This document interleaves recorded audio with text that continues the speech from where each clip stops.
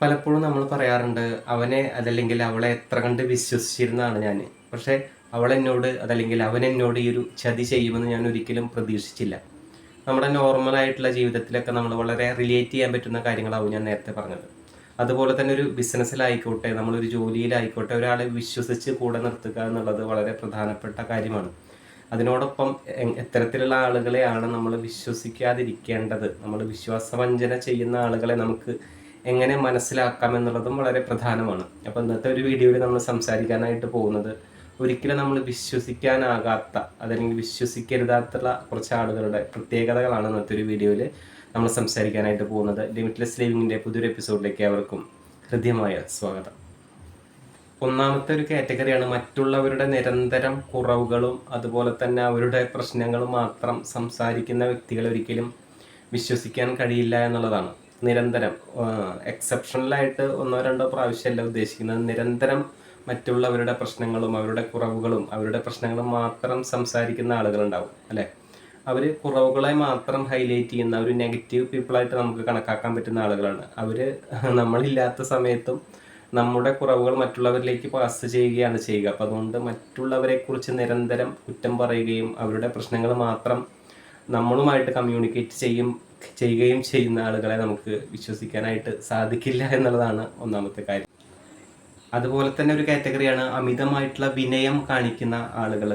അതുപോലെ തന്നെ നമ്മുടെ കാര്യസാധ്യത്തിന് വേണ്ടി നമ്മളെ പ്രീതിപ്പെടുത്തുന്നതിന് വേണ്ടി മാത്രം നമ്മൾ അപ്രിസിയേഷൻ ചെയ്യുന്ന, അതായത് നിരന്തരം അപ്രിസിയേഷൻ ഒന്നും ഉണ്ടാവില്ല, നമ്മളെ ഒരു കാര്യത്തിന് വേണ്ടി അവരുടെ ഒരു കാര്യം പ്രീതിപ്പെടുത്തുന്നതിന് വേണ്ടിയിട്ടാണ് നമ്മൾ അപ്രിസിയേഷൻ ചെയ്യുക, വളരെ ഹൈലൈറ്റ് ചെയ്ത് സംസാരിക്കുക, നമ്മളെ പൊക്കി പറയുക എന്നൊക്കെ പറയില്ലേ, സോപ്പിടുക എന്നൊക്കെ നമ്മൾ പറയില്ലേ. അപ്പോൾ അങ്ങനത്തെ ആളുകൾ അവരുടെ ഒരു കാര്യസാധ്യത്തിന് വേണ്ടിയിട്ടാണ് ഈ ഒരു പ്രവൃത്തി ചെയ്യുന്നത് എന്നുള്ളത് നമ്മൾ മനസ്സിലാക്കുക. അപ്പോൾ അതുകൊണ്ട് അത്തരക്കാരെ നമുക്ക് വിശ്വസിച്ച് കൂടെ നിർത്താനായിട്ട് കഴിയില്ല എന്നുള്ളതാണ് യാഥാർത്ഥ്യം. അതുപോലെ തന്നെ എടുത്തു പറയേണ്ടതാണ്, വാക്കും പ്രവൃത്തിയും തമ്മിൽ യാതൊരു ബന്ധവും ഇല്ലാത്ത ആളുകൾ വലിയ വലിയ വാഗ്ദാനങ്ങളൊക്കെ തരും അല്ലേ.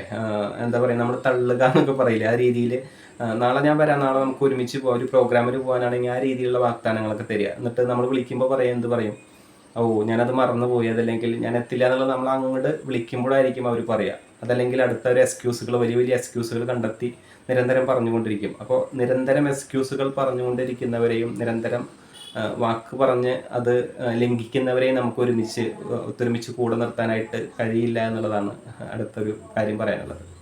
അതുപോലെ ചില ആളുകളുണ്ട്, അവരെ വിശ്വസിച്ച് അത്രയും വേണ്ടപ്പെട്ട കാര്യങ്ങൾ അവരോട് ഷെയർ ചെയ്തായിരിക്കും, എന്നാൽ അത് എല്ലാവരുടെ അടുത്തും പറഞ്ഞു നടക്കും. അങ്ങനത്തെ ആളുകളുണ്ട് അല്ലേ.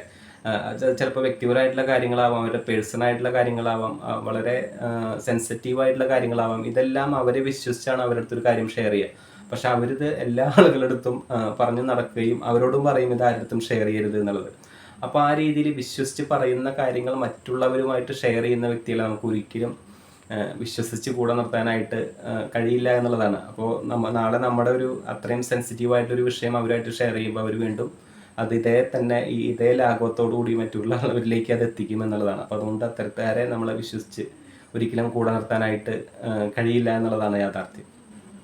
അടുത്ത ഒരു കാറ്റഗറിയാണ് മറ്റുള്ളവരുടെ ദുഃഖത്തിൽ സന്തോഷിക്കുന്ന വ്യക്തികളുണ്ടാവും അല്ലേ. അത് നമുക്ക് നമ്മുടെ ചുറ്റുപാട് നിരീക്ഷിച്ച് കഴിഞ്ഞാൽ നമുക്കറിയാൻ പറ്റും. അത്തരക്കാരെ ഒരിക്കലും ഒരു കാരണവശാലും നമ്മളോട് കൂടെ വിശ്വസിച്ച് നിർത്തരുത് എന്നുള്ളതാണ്. അവരാഗ്രഹിക്കുന്നത് നമ്മുടെ ഒരു പതനം തന്നെയായിരിക്കും എന്നുള്ളതാണ്. അത് അവരുടെ ഒരു ഹാബിറ്റാണ്. അവർ ചെറുപ്പം മുതൽ മറ്റുള്ളവരുടെ ഒരു ദൂഷ്യവശനങ്ങളിൽ അതല്ലെങ്കിൽ മറ്റുള്ളവരുടെ വീഴ്ചകളിൽ സന്തോഷിക്കുന്ന ആളുകളുണ്ടാവും.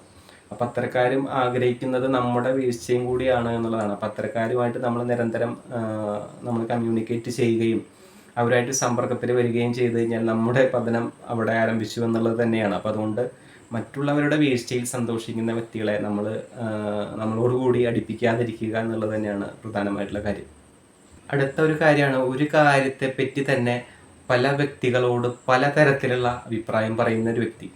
ഒരു എക്സാമ്പിൾ പറയുകയാണെങ്കിൽ, ഞാൻ ഇന്നൊരു പ്രോഗ്രാം എടുത്തു എന്ന് വിചാരിക്കുക. അപ്പോൾ എന്നോട് പറയും അത് വളരെ നന്നായിട്ടുണ്ട് എന്നുള്ള രീതിയിൽ പറയും. അത് മറ്റുള്ള വ്യക്തികളോട് എന്ത് പറയും, ആ ഒരു പ്രോഗ്രാം തീരെ നന്നായില്ല, അതല്ലെങ്കിൽ ഒട്ടും വളരെ മോശമായി എന്നുള്ള രീതിയിൽ മറ്റുള്ളവരുടെ അടുത്ത് പറയും. അതുപോലെ വേറെ വ്യക്തികളുടെ അടുത്ത് പറയും ഒന്നുകൂടി ഇമ്പ്രൂവ് ചെയ്യാമായിരുന്നു, ആ രീതിയിൽ പറയും. അത്തരം വ്യക്തികളെ ഒരിക്കലും നമുക്ക് വിശ്വസിച്ച് നിർത്താനായിട്ട് കഴിയില്ല എന്നുള്ളതാണ്. വസ്തുത എന്നുള്ളൊരു കാര്യം ഒരിക്കലും മാറുന്നില്ല അല്ലേ. അപ്പം അതുകൊണ്ട് അത് എല്ലാ വ്യക്തികളുടെ അടുത്തും ഒരു കാര്യത്തെപ്പറ്റി ഒരേ അഭിപ്രായം പറയുന്നവരെയാണ് നമ്മൾ എപ്പോഴും ഒരുമിച്ച് കൂടെ നിർത്തേണ്ടത് എന്നുള്ളത്.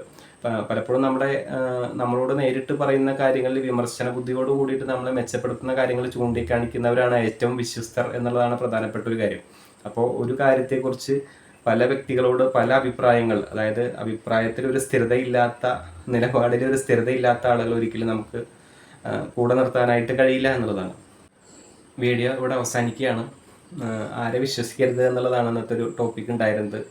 ചില വ്യക്തികളെ നമുക്ക് കുറച്ച് ദിവസങ്ങൾ കൊണ്ട് നമുക്ക് അവരുടെ ഒരു സ്വഭാവവും പെരുമാറ്റവും ഒക്കെ നിരീക്ഷിച്ചാൽ നമുക്ക് മനസ്സിലാവും അവർ വിശ്വസിക്കാൻ കൊള്ളുന്നതാണോ അതോ അല്ലയോ എന്നുള്ളത്. പക്ഷേ ചില വ്യക്തികളെ ഒരു ആയുസ് കൊണ്ട് പോലും നമുക്ക് മനസ്സിലാക്കാനായിട്ട് കഴിയില്ല എന്നുള്ളതാണ്. അതിൻ്റെ പ്രധാനപ്പെട്ട ഒരു ഉദാഹരണമാണ് 77 വർഷം കൂടെ ജീവിച്ച് 98ാമത്തെ വയസ്സിൽ വിവാഹ മോചനം നേടിയ വ്യക്തികൾ കൂടി ഉണ്ട് നമ്മുടെ നാട്ടിൽ എന്നുള്ളതാണ്. അപ്പോൾ ഒരാളെ മനസ്സിലാക്കാനായിട്ട് നമ്മുടെ സ്വയബുദ്ധി, നമ്മുടെ നിരീക്ഷണ പാഠവും അതിലൂടെ മനസ്സിലാക്കാൻ ശ്രമിക്കുക എന്നുള്ളത് മാത്രമാണ് ഇതിനൊരു പോംവഴിയുള്ളൂ. അപ്പോൾ ഇന്നത്തെ വീഡിയോയിൽ നമ്മൾ സംസാരിക്കാൻ ഉദ്ദേശിച്ച ടോപ്പിക് ഇതാണ്. അപ്പോൾ നിങ്ങളുടെ അഭിപ്രായങ്ങളും നിർദ്ദേശങ്ങളും നിങ്ങളുടെ അനുഭവങ്ങളും എക്സ്പീരിയൻസ് എല്ലാം നമ്മുടെ കമൻറ്റ് ബോക്സിൽ അറിയിക്കുക. അപ്പോൾ നമുക്കും കൂടി അതൊരു പുതിയ അറിവിലേക്ക് നയിക്കുമെന്നുള്ളതാണ്. നിങ്ങളുടെ ഫീഡ്ബാക്ക് എന്തായാലും അറിയിക്കുക. സബ്സ്ക്രൈബ് ചെയ്യാത്ത വ്യക്തികളുണ്ടെങ്കിൽ ഒന്ന് സബ്സ്ക്രൈബ് ചെയ്യുക എന്ന് മാത്രം ഓർമ്മിച്ചുകൊണ്ട് അടുത്തൊരു വീഡിയോ നമുക്ക് വീണ്ടും കാണാം. താങ്ക്